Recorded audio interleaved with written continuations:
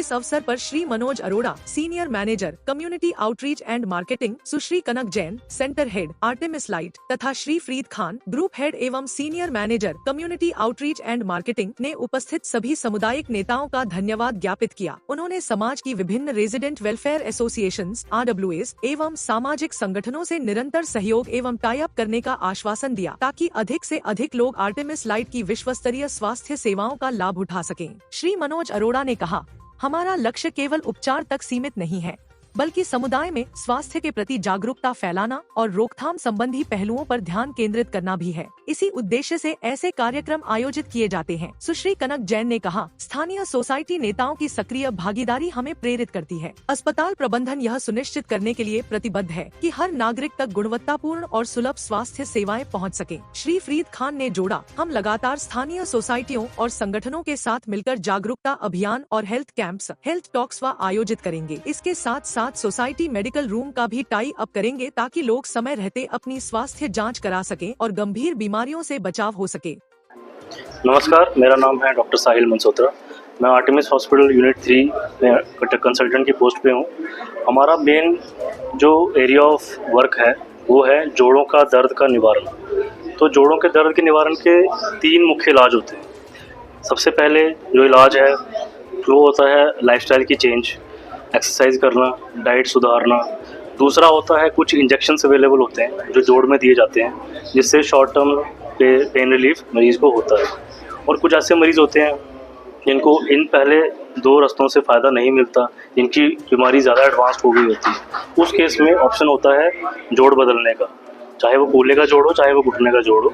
अगर आपको उससे चलने में दिक्कत हो रही है, डेली लाइफ बिताने में प्रॉब्लम हो रही है, रात को नींद टूट रही है दर्द के कारण, तो उसका निवारण करने के लिए जोड़ बदलना ज़रूरी होता है। तो उसका ऑप्शन हम देते हैं। जोड़ बदलना आजकल बिल्कुल एक पेनलेस प्रक्रिया हो गई है क्योंकि एनेस्थीसिया इतना एडवांस्ड हो गया है कि मरीज़ को पता नहीं चलता बिल्कुल ये ऑपरेशन हो गया है, दर्द हो रहा है, और विद इन नेक्स्ट 1 या 2 दिन में मरीज़ चलना फिरना शुरू कर देता है वॉकर के सहारे, और कुछ ही हफ्तों में वापस अपना जो डेली लाइफ रिज्यूम कर लेते हैं। आगे कोई प्रॉब्लम तो नहीं होती इसके बाद? नहीं, देखो हमारे पास अभी 15 से 20 साल तक के फॉलोअप भी है जिनका ऑपरेशन हमने 2005 में किया था, 6 में किया था, तो वो अभी तक बिल्कुल सही चल रहे हैं। तो इसकी ऐसी कोई प्रॉब्लम नहीं है। इम्प्लांट की लाइफ अब पहले से बेटर हो गई है, 30 से 35 साल कंपनी क्लेम कर रही है, तो बिल्कुल भी कोई दिक्कत नहीं होती है मरीज को।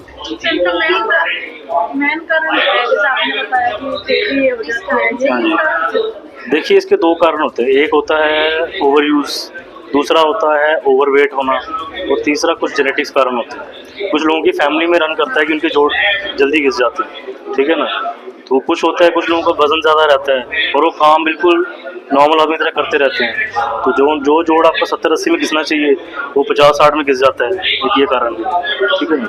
ज़्यादा घूमने फिरने से तो नहीं। देखिए, ये ऐसी चीज़ है कि आप एक्टिविटी रोक नहीं सकते, क्योंकि आप एक्टिविटी रोकोगे वजन बढ़ेगा, ठीक है ना, और वजन बढ़ेगा तो आप चल नहीं पाओगे और वजन बढ़ेगा, तो एक विशेष साइकिल बन जाता है कि दर्द के कारण आप चल नहीं पा रहे के कारण आप मोटे हो रहे और जोड़ खराब हो रहे हैं। एज से ये होता है कि इस एज में इतना वेट होना चाहिए? एज से नहीं होता है, बट आपको अपना वेट BMI के हिसाब से देखना चाहिए। BMI होता है आपका हाइट के हिसाब से कितना वेट है, ठीक है ना। उसका एक सिंपल कैलकुलेटर आता है, आप इंटरनेट पर डालोगे कि मेरी हाइट इतनी है, मेरा वेट कितना होना चाहिए, आपको पता चल जाएगा। ये वेट डेफिनेटली हेल्प करता है जॉइंट्स की हेल्प प्रोलॉन्ग करने में, कम चल पा रहे हैं, ठीक है ना।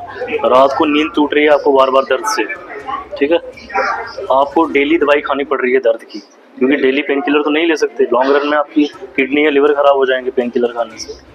और तीसरा ये है कि डिफॉर्मिटी इतनी ज़्यादा कि आप चल नहीं पा रहे, क्योंकि घुटने टेढ़े हो जाते हैं जैसे खराब होते हैं, तो आपका बिल्कुल पोस्चर खराब हो रहा है। तो ये कुछ इंडिकेशंस होती हैं सर्जरी की, और ये डिसीजन हमेशा मरीज़ का होता है।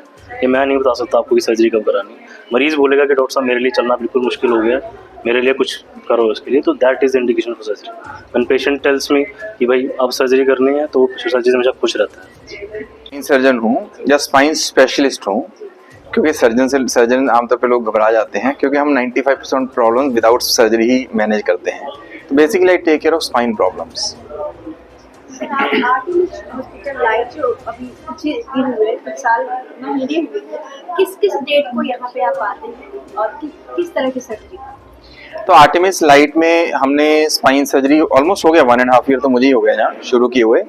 तो हमारे तो बेसिकली हम ना एक डिपार्टमेंट की तरह ऑपरेट करते हैं। तो मेरे डिपार्टमेंट में डॉक्टर सुमित हैं, वो हर वेडनेसडे यहाँ पे आते हैं। हर वेडनेसडे 10 बजे वो पहुँच जाते हैं, तो 10 से 1-2 बजे तक ओपीडी उनकी चलती है और ऑपरेट में सर्जरी करने यहाँ पे आता हूँ। तो जब भी हमारी सर्जरी, आज सुबह भी हमने सर्जरी की है, तो जब भी सर्जरी प्लान होती है हम यहाँ पे करते हैं स्पाइन की। हाफ ईयर हो गया, आपने अभी तक कितने सर्जरी कर चुके हैं और किस किस बीमारी की कर चुके हैं? तो हम यहाँ पे मेरे ख्याल से ऑलमोस्ट अभी 30 to 40 स्पाइन सर्जरीज कर चुके हैं and touchwood, let me tell you, all of them they are doing very good. तो मोस्टली जो प्रॉब्लम्स हैं वो डिस्क की प्रॉब्लम्स थी, जिनको स्लिप डिस्क हुआ था या जिनका मन का स्लिप हो गया था, जिसको हम स्पॉन्डिलोलिस्थेसिस बोलते हैं। हमने कुछ सर्जरीज यहाँ ट्यूबरकुलोसिस ऑफ स्पाइन की भी की, एक तो हमने फ्रैक्चर स्पाइन की भी सर्जरीज की। सर गोवा में और भी हॉस्पिटल है, आपने आर्टिफिशियल क्यों किया? ये आपने बहुत ही अच्छा सवाल पूछा है। मैं आपको बताता हूँ, मैं एक्चुअली मैं कुछ देर पहले आर्टिमिस में काम करके गया था। तो मैं अमेरिका में था, येल यूनिवर्सिटी यूएस में था, because of some family reasons I came back. और उसी टाइम पे आर्टिमिस में बाय चांस स्पाइन सर्जरी की पोजीशन खाली थी, तो उन्होंने मेरे को बुलाया और उस टाइम जो मैनेजमेंट थी उन्होंने यूएस की हमारी मैनेजमेंट से बात की, उन्होंने रिकमेंड किया। So I got a job in Artemis. So I did work here for 1 year, 1 साल मैंने काम किया। उसके बाद मुझे वापस यूएस जाना था, तो मैं वापस यूएस गया। तो यूएस में लेकिन मेरा आर्टिमिस मेरे को इतना अच्छा लगा कि फिर मैं यूएस में जब क्योंकि काम कर चुका था, आर्टिमिस में भी काम कर चुका था, तो I was in a perfect position to compare. तो आपको भी जानकर ये हैरानी भी होगी, खुशी भी होगी कि जो यूएस के हॉस्पिटल्स हैं, एंड मैंने Yale New Haven hospital which is one of the best hospitals in US, वहाँ काम किया। उसकी वर्किंग और आर्टिमिस की वर्किंग ऑलमोस्ट सिमिलर है। उनके कॉरिडोर्स भी ऑलमोस्ट सेम लगते हैं, रूम्स भी सेम हैं। जो हमारा जैसे जेसी एक्रेडिटेड हॉस्पिटल है, जो हमारे वर्किंग प्रोटोकॉल्स हैं वो भी ऑलमोस्ट सेम है। जो हमारे ऑपरेशन थिएटर्स में जो टेक्नोलॉजी है वो भी ऑलमोस्ट सेम है। हमारे रिजल्ट्स भी सेम है, हमारे इन्फेक्शन रेट्स भी सेम है। तो लोगों के मन में जो गलत फहमी है कि नहीं इंडिया में ज़्यादा इन्फेक्शन होते होंगे, यूएस में कम होते होंगे, ऐसा बिल्कुल भी नहीं है। And that is the reason जब मुझे लगा कि जब सब कुछ सेम है, पहले हम चाहते थे कि भी यूएस में शायद हम बेटर टेक्नोलॉजी है, बेटर काम करेंगे, ऐसा नहीं है। इनफैक्ट आज अब 15 साल बाद उल्टा हो गया है। मैं आपको बताता हूँ। तो आपका जो क्वेश्चन था कि वापस इसलिए आया क्योंकि मुझे सिमिलर मिला और मैं अपनी फैमिली के पास रह रहा हूँ। तो I wanted to set up a centre of excellence in this part of the world, के because Artemis gave me that opportunity, so that is the reason I came back. और आपको एक बड़ी इंटरेस्टिंग बात बताता हूँ, I was at a conference recently, तो I met one of my mentors from US. तो ही वाज इंट्रोड्यूसिंग मी कि he is my fellow and he is working in India. तो his colleague from US said कि इसको आपने क्या सिखाया, आजकल तो हम इंडिया जाते हैं सीखने के लिए। सो that is how the trends have changed. को जो मेरा संदेश है वो ये है कि जो स्पाइन हेल्थ है, it is very very important. मेरा ड्रीम है कि प्रिवेंटिव स्पाइन हेल्थ, हमें प्रिवेंटिव स्पाइन हेल्थ पे ध्यान देना है ताकि हमें स्पाइन की प्रॉब्लम्स ना हो और आगे चल के हमें कोई सर्जरी की जरूरत ना पड़े। रादर देन कि हम उस टाइम कंसल्ट करें डॉक्टर को जब बिल्कुल बेड पे आ गए हैं। हमें शुरू में जब किसी को बैक पेन है उसको एवेल्युएट कराना चाहिए, क्योंकि बैक पेन का कारण एक तो डिस्क डिजीज होता है और कई और कारण भी होते हैं। 80% केसेस में डिस्क होता है। और अगर हम राइट टाइम पे एक स्पाइन स्पेशलिस्ट को मिलते हैं तो उस टाइम पे जो 95% प्रॉब्लम्स हैं, इनफैक्ट 98% प्रॉब्लम है, वो सिर्फ लाइफस्टाइल मॉडिफिकेशन, प्रॉपर एक्सरसाइज, उसी से मैनेज हो जाती हैं। तो अगर हम वो लाइफस्टाइल मॉडिफिकेशन कर लें और आगे चल के हमें सर्जरी ना करानी पड़े, इससे अच्छा और क्या है। तो अब होता है। और आजकल के हमारा जो ये सोशल मीडिया और मोबाइल के ज़माने में है, जहाँ पे आपको पता है 30-30 सेकंड हमारा अटेंशन एक बड़ा मेन है मेमोरी ठीक रखने का। पुराने ज़माने का अभी भी बहुत सारे ऐसे लोग हैं, जैसे मेरे पापा ही है, अपने अकाउंट 10 पूरा याद रखते हैं, मोबाइल नंबर तो रखते ही है। लेकिन आजकल के जो यंग जनरेशन है, they are focused on mobile. 30 second का वो रील देखते हैं, उसको भी 30 सेकंड भी नहीं देखते हैं। तो ये बहुत नुकसान होने जा रहा है। सो ये तो आपने जो सही कहा कि 40 साल से ही हमारा ब्रेन का जो मेन पोर्शन हिप्पोकैम्पस बोलते हैं, जहाँ पे मेमोरी होती है, मेमोरी रिजर्व होती है, वो धीरे धीरे छोटा होते जा रहा है। तो ये बहुत बड़ा चिंता की बात है। ये आप बोल सकते हो डिजिटल वर्ल्ड का एक नेगेटिव पोर्शन है। हम लोग कुछ भी नहीं याद रखना चाहते। हम बोलते हैं वो तो सब मोबाइल पे है, गूगल याद रखता है, चैट जीपीटी याद रखता है, हम नहीं याद रखना चाहते। तो मेमोरी भी मसल जैसा ही है। जिसमें मसल को आप मेमोरी और मसल के लिए एक कहावत है, यूज़ करिए या तो लूज़ करेंगे।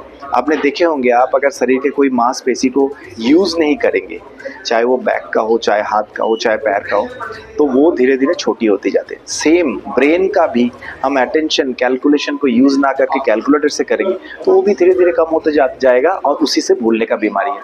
हमारा आर्टिमिस सेक्टर 51 में तो हम सबका इलाज कर रहे हैं, 40s भी हो या 80 हो या 100 हो, और मैं बोलता हूँ ये रिवर्सिबल है।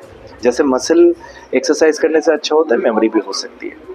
आजकल जो यंग जनरेशन है गुस्से में घर से बाहर निकलते हैं या फिर वो कभी कभी गलत कदम उठा लेते हैं, नशे की तरफ जा रहे हैं, तो ज़्यादा उनके लिए क्या बेनिफिट? देखिए वो मूड डिसऑर्डर बोलते हैं वो। सो मूड एक है, मेमोरी एक है, तो वो तो हमारा लाइफस्टाइल का एक इफेक्ट है, इम्पैक्ट है। हमें क्विक सक्सेस चाहिए, एक दिन में उनको पैसा कमा लेना है या सक्सेस, दैट इज़ डिफ़िकल्ट। सो इस मामले में भी मैं यही बोलूँगा कि आपके पास कितना भी चैट जीपीटी या गूगल हो, आपके घर में जो कोई बुजुर्ग है 60 साल के, 70 साल के, 80 साल, उनसे आप सलाह करिए।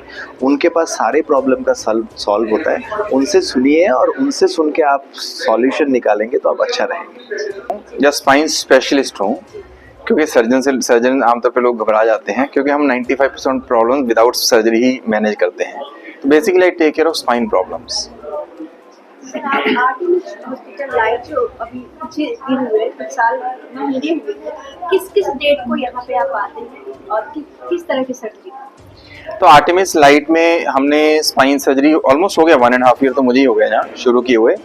तो हमारे तो बेसिकली हम ना एक डिपार्टमेंट की तरह ऑपरेट करते हैं। तो मेरे डिपार्टमेंट में डॉक्टर सुमित हैं, वो हर वेडनेसडे यहाँ पे आते हैं। हर वेडनेसडे 10 बजे वो पहुँच जाते हैं, तो 10 से 1-2 बजे तक ओपीडी उनकी चलती है और ऑपरेट में सर्जरी करने यहाँ पे आता हूँ। तो जब भी हमारी सर्जरी, आज सुबह भी हमने सर्जरी की है, तो जब भी सर्जरी प्लान होती है हम यहाँ पे करते हैं स्पाइन की। हाफ ईयर हो गया, आपने अभी तक कितने सर्जरी कर चुके हैं और किस किस बीमारी आपकी कर चुके हैं? तो हम यहाँ पे मेरे ख्याल से ऑलमोस्ट अभी 30 to 40 स्पाइन सर्जरीज कर चुके हैं and touchwood, let me tell you, all of them they are doing very good.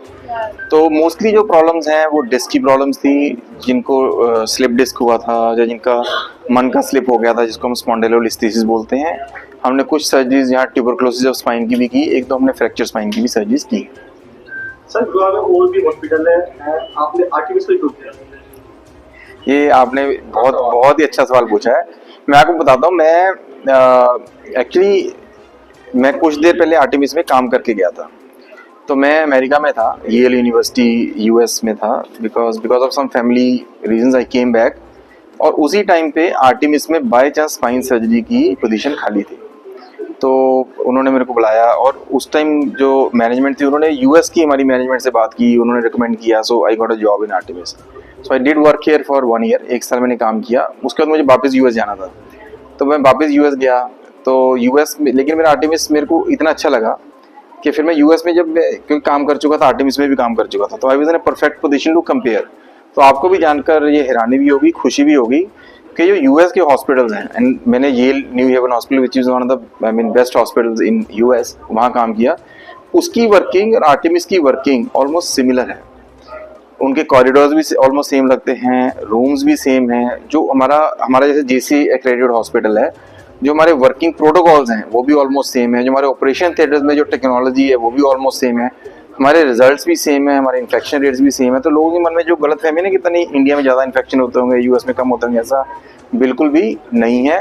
And that is the reason जब मुझे लगा कि जब सब कुछ सेम है, पहले हम जाते थे कि भी यूएस में शायद हम बेटर टेक्नोलॉजी है, बेटर काम करेंगे, ऐसा नहीं है। इनफैक्ट आज अब 15 साल बाद तो उल्टा हो गया है। मैं आपको बताता हूँ। तो आपका जो क्वेश्चन था कि वापस इसलिए आया क्योंकि मुझे सिमिलर मिला और मैं अपनी फैमिली के पास रह रहा हूँ, तो I wanted to set up a centre of excellence in this part of the world, कि because Artemis gave me that opportunity, so that is the reason I came back. और आपको एक बड़ी इंटरेस्टिंग बात बताता हूँ, I was at a conference recently, तो I met one of my mentors from US. तो ही वाज इंट्रोड्यूसिंग मी कि he is my fellow and he is working in India. तो his colleague from US said कि इसको आपने क्या सिखाया, आजकल तो हम इंडिया जाते हैं सीखने के लिए। सो that is how the trends have changed. को जो मेरा संदेश है वो ये है कि जो स्पाइन हेल्थ है, it is very very important. मेरा ड्रीम है कि प्रिवेंटिव स्पाइन हेल्थ, हमें प्रिवेंटिव स्पाइन हेल्थ पे ध्यान देना है ताकि हमें स्पाइन की प्रॉब्लम्स ना हो। और आगे चल के हमें कोई सर्जरी की जरूरत ना पड़े, रादर देन कि हम उस टाइम कंसल्ट करें डॉक्टर को जब बिल्कुल बेड पे आ गए हैं। हमें शुरू में जब किसी को बैक पेन है उसको एवेल्युएट कराना चाहिए, क्योंकि बैक पेन का कारण एक तो डिस्क डिजीज होता है और कई और कारण भी होते हैं। 80% केसेस में डिस्क होता है, और अगर हम राइट टाइम पे एक स्पाइन स्पेशलिस्ट को मिलते हैं तो उस टाइम पे जो 95% प्रॉब्लम्स हैं, इनफैक्ट 98% प्रॉब्लम है, वो सिर्फ लाइफस्टाइल मॉडिफिकेशन, प्रॉपर एक्सरसाइज उसी से मैनेज हो जाती हैं। तो अगर हम वो लाइफस्टाइल मॉडिफिकेशन कर लें और आगे चल के हमें सर्जरी ना करानी पड़े, इससे अच्छा और क्या है। तो हम